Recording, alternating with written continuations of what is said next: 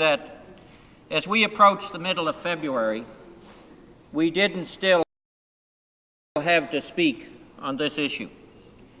This government has absolutely failed to act in a decisive and constructive way to deal with the hog and beef crisis. Farmers, myself, fellow Liberals, other opposition parties have been raising the seriousness of the hog and beef crisis since last fall, but the government failed to act. I know that most economists are saying that the government has failed to act prudently in its fiscal management and its financial reserves are basically blown, Mr. Speaker. But governments, even though they manage the finances of the nation incompetently, governments have a responsibility to act in time of crisis, as the previous government did with SARS, with 9/11, and with BSE. Mr. Speaker, this government should not deny farmers their rightful assistance in time of need, just because the government itself has been incompetent in its fiscal management. In fact, Mr. Speaker, governments at all levels have encouraged farmers to increase production, to become more efficient, to invest in technology, and to export.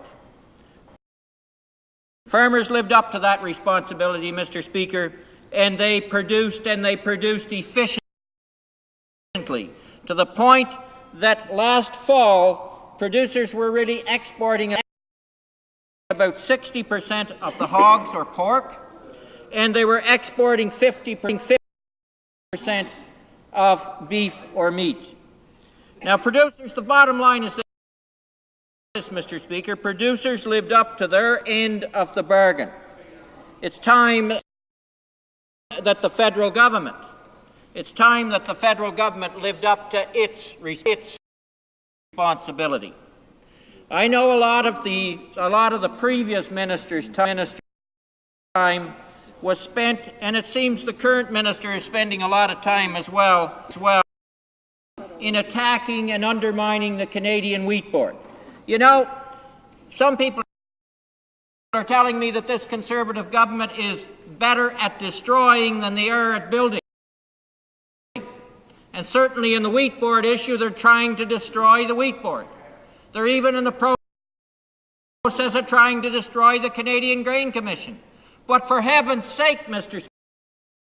Speaker, let's not allow them to destroy the beef and hog industry by neglect.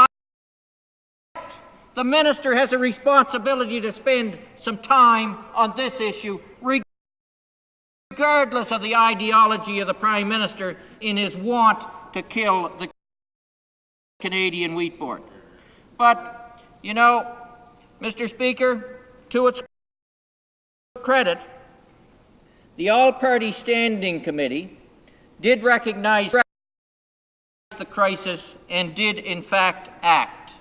We held hearings, and I'll get to some of those points in a minute, but I want to state a couple of things on the record.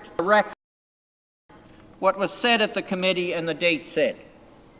Brad Wilderman, chair of the Canadian Cattlemen's Association, on November 26 said this, and I quote, "There truly is a crisis occurring at this moment in the livestock industry. It's both an income crisis and an input cost crisis. Both pressures are occurring at the same time. There are many factors creating this situation, and thus there needs to be a combination of actions forming a solution. I would also add that I sense a crisis of confidence in the industry," end of quote. Second quote from that hearing on the same date, November 26, 2007, Mr. Curtis Littlejohn, Director, Canadian Pork Council, stated, and I quote, The Canadian hog producers are facing a financial crisis that is unprecedented in terms of cause and unparalleled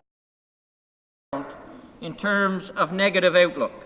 Simply put, prices are collapsing, input costs have increased dramatically, and cash losses are mounting at such astonishing rates that entire communities, including producers and their input suppliers, face financial ruin. Most disturbing is the observation that no positive market correction in the foreseeable future seems apparent. End of quote. We now know, I might point out, Mr. Speaker, that it is felt there will be a market correction by summer, late fall, and so it isn't hopeless. But this industry needs assistance in terms of its liquidity capital to get through this period of crisis so that they can seize that opportunity again. So there is a number of recommendations in this report, and I will not get into them. They are available. It is the December report, and it was, as my colleague said earlier, an unanimous report by the Standing Committee on Agriculture. And I want to congratulate all members who were part of that committee, because we did our work in a nonpartisan way and come up with solutions. You know, Mr. Speaker, and in those quotes, that was the firm leadership speaking, and I'll say this. Firm